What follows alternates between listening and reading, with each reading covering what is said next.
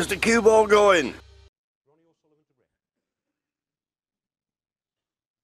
خب دوستان با یک ویدیوی دیگه برگشتیم. آقای سولیوان داریم در سن 17 سالگی. ویدیوی قبلی دیدیم که 14 سالش بود. اینجا دیگه در سن 16 سالگی پروفشنال شده. یه سالی هم دیگه حرفه‌ای بازی کرده. الان داره در سال 1993 در UK چمپیونشیپ که تقریبا بعد از قهرمانی جهان ورلد چمپیونشیپ بزرگترین تورنمنت اسنوکر هستش، در کنار مسترز. این سه تا بهش میگن تریپل کراون که اینا خب از همه هم جایزهاش بیشتره، هم از نظر اعتبار اون مقامی که میارن خیلی بالاست. خب اسنوکر هم که برای انگلستان هستش و اینم بازی هایی هستش که در کل انگلستان هست. میبینیم که اینجا 9-6 با استیون هنری، شاه دهه 90 اسنوکر. یعنی در اون سالها دقیقا در همین 1990 تا 2000 کسی اصلا رقیب استیون هنری نمی شده. رونی 17 سالشه، اینجا استیون هنری 24 سالشه، در اوج خودشه. قهرمانی جهان رو 1990 داره، 1992 و همین سال هم قهرمان جهان خود استیون هنریه و اشتباه نکنم 13 تا مقام، یعنی 13 تا رنکینگ تایتل هم استیون هنری داره. ولی اینجا این اولین مقامیه که رونی میاره در 17 سالگی که میشه گفت یک مقام خیلی درست درمونی هستش. UK چمپیونشیپ که خیلی خیلی مهمه. در سن 17 سالگی اگر اشتباه نکنم جوانترین کسی هم هستش که آره اگر اشتباه نکنم جوانترین کسی که UK چمپیونشیپ میبره همینجا رونیه در سن 17 سالگی. 9-6 هر کی 10 بشه و اگه این دست رو رونی ببره قهرمان این دوره از مسابقات.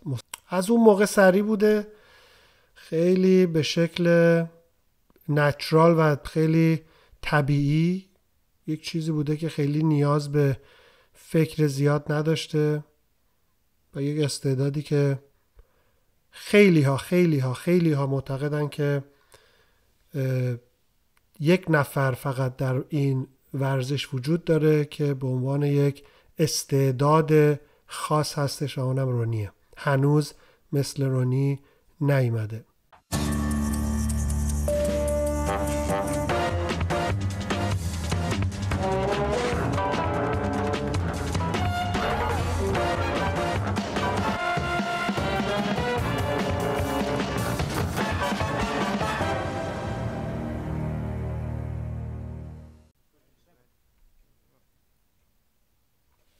خب رونی اینجا اولین عنوان قهرمانیشو میبره در سن 17 سالگی و الان که 45 سالشه اگه اشتباه نکنم، در سال 2023 رونی 39 تا عنوان برده که از همه بیشتر هستش. 39 تا رنکینگ تایتل که در کل بازی‌های جهانی دیگه، چه در انگلستان چه در جاهای دیگه. همه رو پخش کرد به راحتی.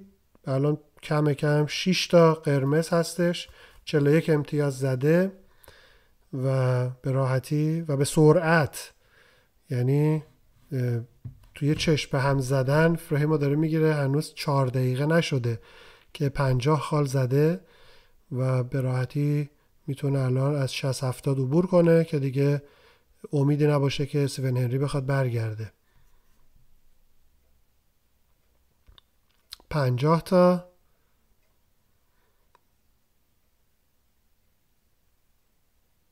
57 امتیاز.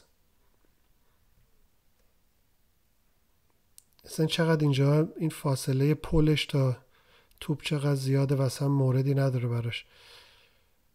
لوکا بروسل هم خیلی فاصله داره. البته رونی مجبور بشه اونجوری میزنه، همیشه که اونجوری نیست. 63 امتیاز تا اینجا زده رونی. برمیگره برای مشکی. 64 با این میشه 71 و تمام. 67 تا رو میزه، 71 زده. اینو بزنه دیگه مطمئن میشه، خیالش راحت میشه.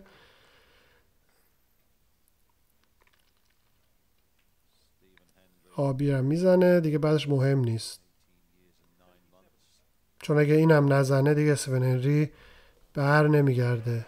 خود استیون هنری که الان داریم میبینید همه میدونیم دیگه قولی بوده برای خودش و جلوی استیون هنری یکی بیاد اینجوری بازی کنه، هنوزم که 18 سال نشده. تک و 7 زد و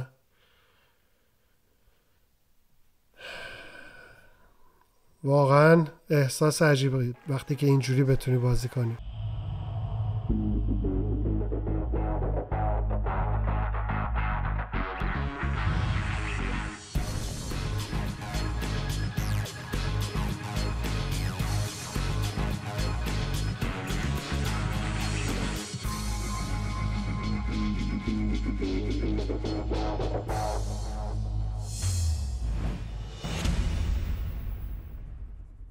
خب نمیزنه ولی دیگه مهم نیست، دست میدن.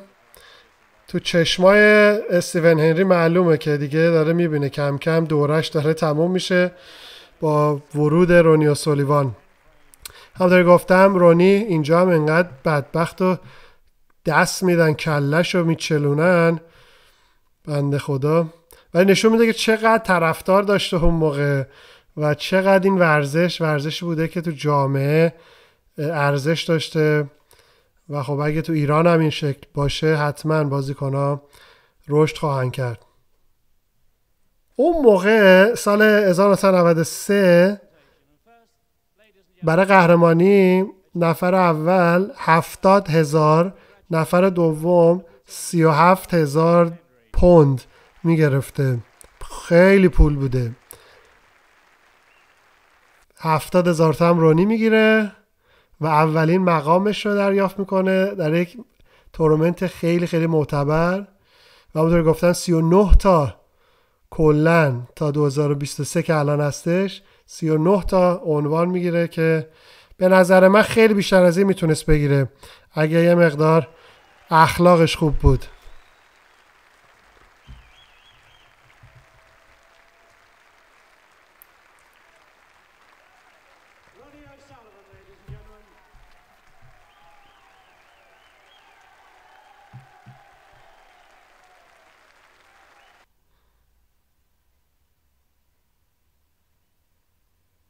این هم انگلستان اون موقع، خیلی همه با کلاس. کلا ورزش اسنوکر ورزش میشه گفتش که اتیکت داری هستش، چه از نظر پوشش چه از نظر اخلاق ورزشی.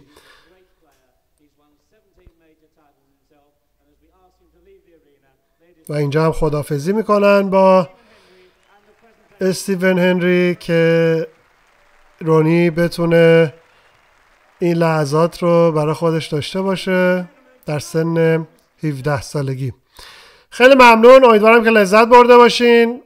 با ویدیوهای دیگه در خدمت شما خواهیم بود. مرسی از همراهی شما. فعلا خداحافظ.